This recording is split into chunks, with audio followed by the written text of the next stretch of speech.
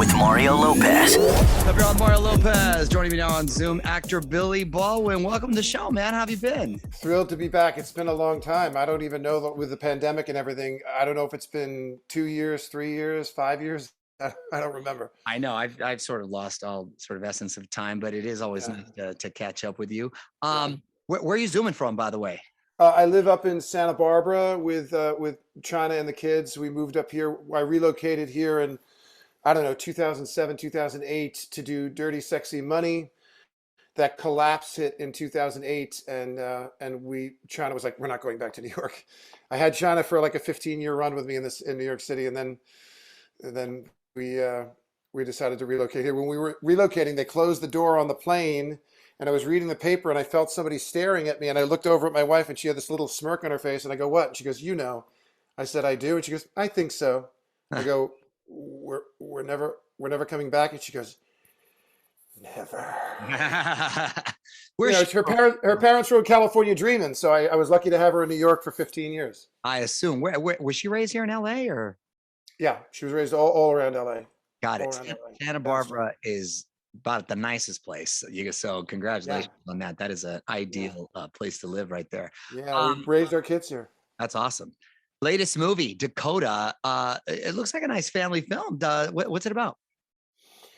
Well, at the center of the film, this is where my career is at now. I'm playing the grandfather, and the dog is the lead of the film. The dog is in the title role. No, it's just a beautiful, wholesome family movie. The kind of film you could take your girlfriend, you could take your wife, you could take the kids. You know, I've made so many films that my children are just able to watch now in their 20s because I would, of course, never let them see that when they were 5. I would never let them see Sliver when they were 12 years old. But this is a really beautiful, wholesome family film, very powerful messages.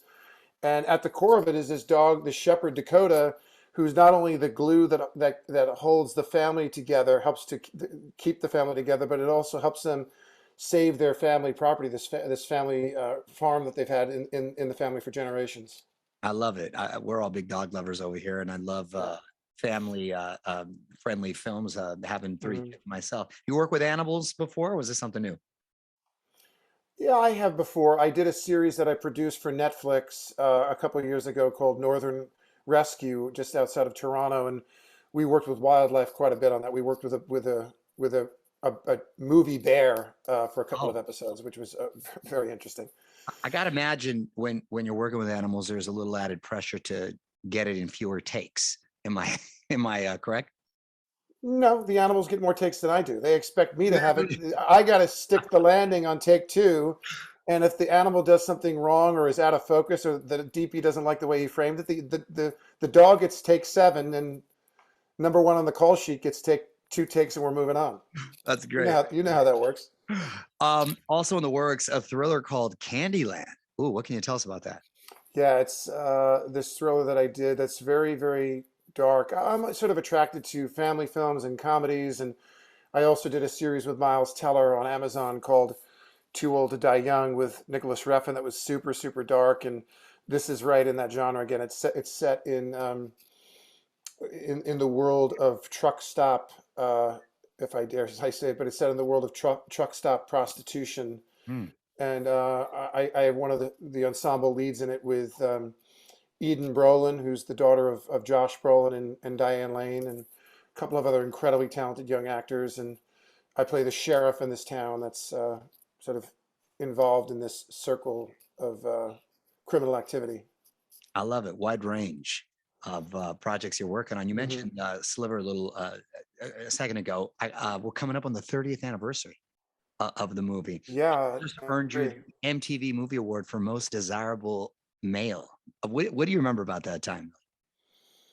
You know, I was a rising star. I had done Internal Affairs and Flatliners and Backdraft and then Sliver, and that kind of after Backdraft, that's kind of busted me onto the scene as you know, an A-list studio actor, and it was incredible. You know, I have no, you know, if I could do things over again, there's a couple of things I would do differently. There was a few things that I was offered that I turned down. There was a few things that I wanted to do, but I wasn't available. I was offered.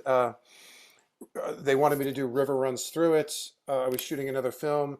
they offered me, and I was, preparing for rehearsals for Thelma and Louise, and then it conflicted with the shooting schedule with Backdraft, so I had to sort of choose, and obviously to star with Kurt and Ron Howard and De Niro was the obvious choice. I was offered the movie Speed a couple of times, and I didn't do it, and I look back and say that was probably not a smart thing to do. But I was, an actor looking to sort of make a statement about, who I was as an actor, and coming off of Backdraft and having that be the next thing I was offered, a big muscular action film. And I had worked with Jan de Bont on Flatliners. He was the DP on Flatliners, so I really, really loved him. But he was a shooter. He was a DP. He was foreign. His English wasn't great. I didn't feel confident enough that he understood the acting process and actors enough to take the plunge. And that really wasn't it. It was just like I wanted to do an action piece. The next film I did after that was this little movie with Kelly Lynch and Sheryl Lynn Finn called Three of Hearts, and it was just really about the actors and the words. And looking back to play the part that Keanu played in Speed with Jan, it really didn't require that you had a director that understood acting or actors or how to direct actors. You needed a shooter Right. like Jan. So who's to say it would have even been anywhere close to what they did? I mean, Sandra and Keanu, and look what it's done for them. That led to The Matrix, and The Matrix led to. He was already a giant star, but he's a. I wish I got a chance to know him a little bit better. I love Keanu Reeves. He seems super cool. Yeah, no, real nice guy. And I love hearing those kinds of stories. Thank you so much for sharing that with me.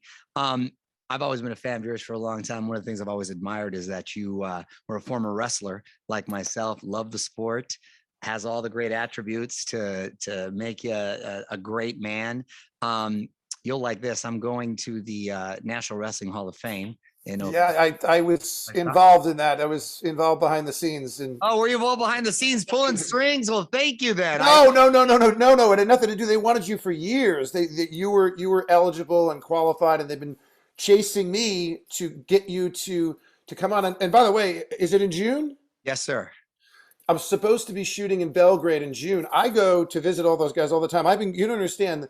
The Hall of Fame is on the campus of OSU. It's in Stillwater, Oklahoma. Right. My best friend's father, who got me involved in wrestling when I was 8 years old, he became the director of he became the vice president of the United States Wrestling Federation, which Oh, is now wow. today USA Wrestling. Yeah. The first time I ever got on a plane was when they moved away in 11th grade. I was in 11th grade. I flew out during my Christmas break to visit them, and I was in the Hall of Fame in the USA Wrestling offices at Stillwater in 1979.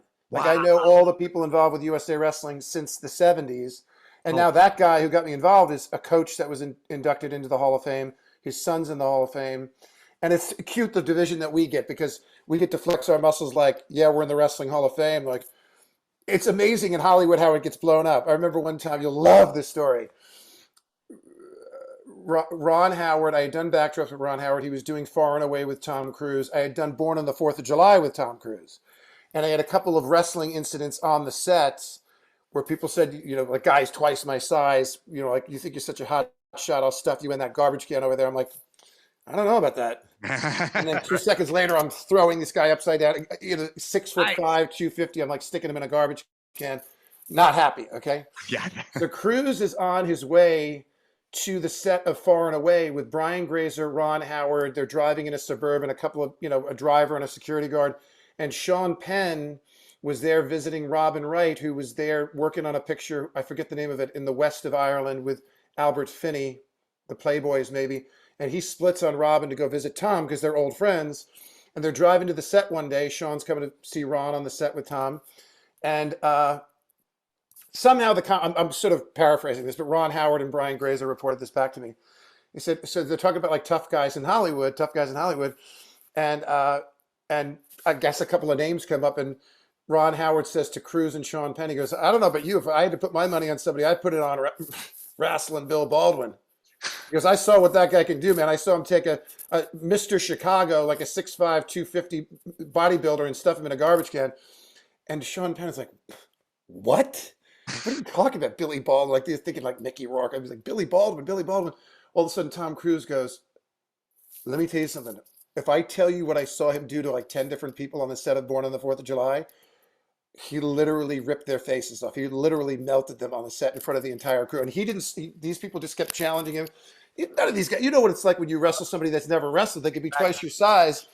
You know, it's that you do it, you do it 10,000 times. You know, it's that Malcolm Gladwell kind of stuff. I mean, we did it 10,000 times, and of course it blew up in the car. Like Brian Grazer was like, "Oh, are you kidding me? Billy Baldwin? He was like an Olympic hopeful. If the guy didn't blow out his knee when he was a sophomore in college, he was like the favorite to win the Olympic trials." Meanwhile, I won the Massapequa Christmas tournament, and that might have been the only time I got to the top of the podium in my career. Okay, That is an awesome story. Thanks so much for sharing that too. Are you the only one of your brothers that wrestled? no, my brother Daniel wrestled. He was very good. When I was in 9th grade, I wrestled 98. When he was in 11th grade, 18 months older than me, he wrestled. He was the defensive tackle on the football team. He wrestled 250. Oh, damn. So I had 4 concussions and a fractured skull before I was 8, just because roughhousing with a guy that was 2.5 times the size of me. Those are the best stories ever. Well, I could talk to you all day.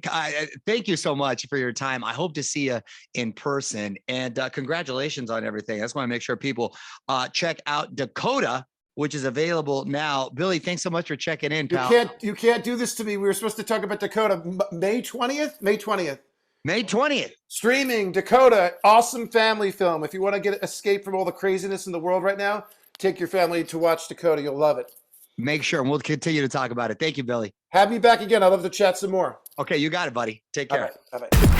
On with Mario Lopez.